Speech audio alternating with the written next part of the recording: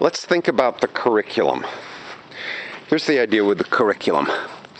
Rather than prescribing every principle that will be transmitted during that year, why not have a general goal that by the age of 18, the student will be able to talk about perhaps Boyle's Law. If he can't identify the exact name, he can at least talk about, if not Bernoulli's principle, that would be nice if they knew it, but you'd be able to draw an airplane cross-section and say that the air that goes above and below, this one's traveling a longer distance at the same time, so it's going faster. When there's wind going faster, there's a lower pressure. So this was the principle that the Wright brothers had come up with.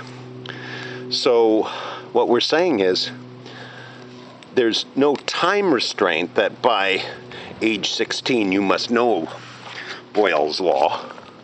Or Boyle's is the one where you have, let's see, the divide by the temperature, pressure times volume divided by temperature. As the temperature goes up, there are fewer and fewer molecules. As the pressure goes up,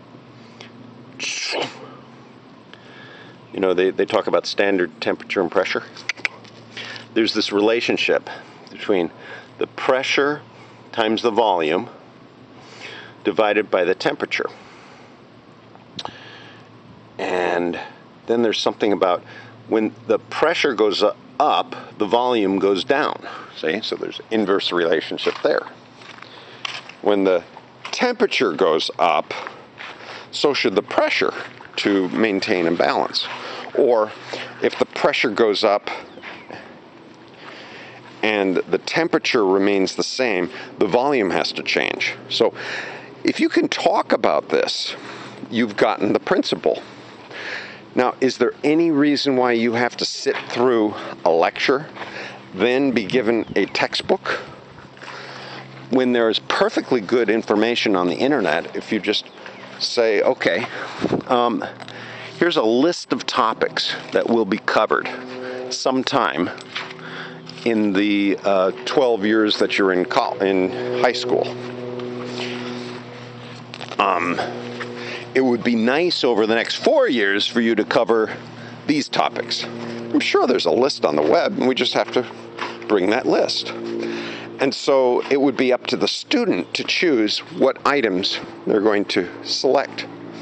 And then to build their library, they go onto the internet and find some useful videos. Those videos can then be put into the archive of the school so that future students can rate and say, hey, this one is fabulous for showing Boyle's Law, or this is excellent for showing Bernoulli's principle. Check it out. And then one student can look at it and say, oh, great, and copy it to his file. Now, what will happen, I'm sure, some students will copy another student's digital file, maybe add a couple items for themselves. That's fine. And then during the exhibition, they'll say, okay, can you show us something that you learned this 9-week period about gases, or something in physics that you learned? If the student doesn't immediately flip to the Bernoulli video, the teacher knows that the student has just copied this collection of videos. In other words, we're putting onto the student more responsibility for finding material and for listening to the material.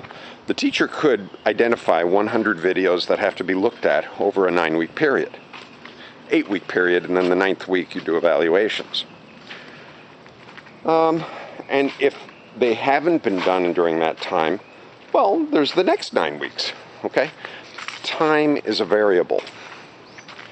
As long as you get it done sometime that year, or sometime during the 2 years, you get full marks, right? Now, you might get some character assessment for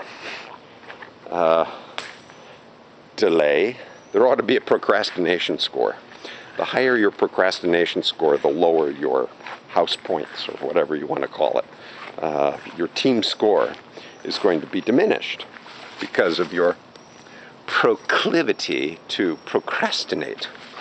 So the PP, proclivity to procrastinate, PTP, proclivity to procrastinate.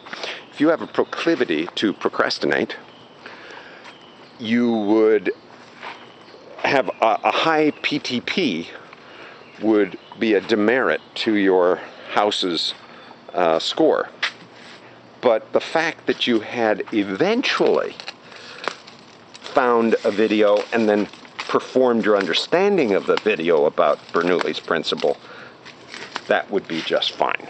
So basically we have to look for teachers and train teachers who will say, I'm not going to penalize you for not completing this on time, because as long as you learn this before you get your diploma here, you're still on time. Now, it would be terrific if you also knew about Bernoulli's principle, because that's what makes a sail work.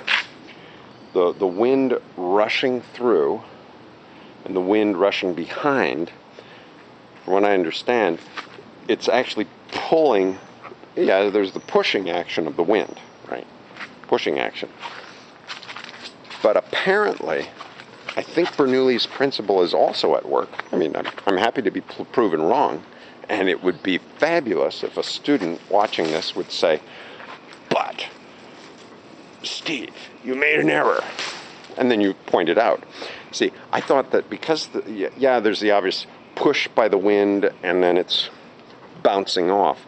I'm wondering if because it's curved, is there also the idea that the wind rushing past might create something of a Bernoulli pull, because the pressure is lower on the other side. So it's a push-pull situation. In fact, that might be the way that we introduce the principle of physics, by having the student explain why the sail moves the boat forward. This has been a rather extended look at how does the curriculum get set up, how does the student study the curriculum, the items in the curriculum, and how does the student get assessed. And just as with Steiner and Waldorf schools, each student is responsible for creating their own collection of videos, their own collection of websites. They should have their own digital portfolio so that they can go and organize it themselves. They may have to learn how to, just say, okay, I'm going to do it alphabetically, or I'm going to divide this in physics, into various sections. Or they could say, look, I don't have to do this because it's already been done by another website. So I choose instead just to make some bookmarks. And so then, in my personal digital portfolio, I would have linked to Bernoulli's principle, and it takes you to that page. And then you just have to hit the back button on your back, or it opens up another page so then you can close it after you've looked at it, and then you're back in the digital portfolio.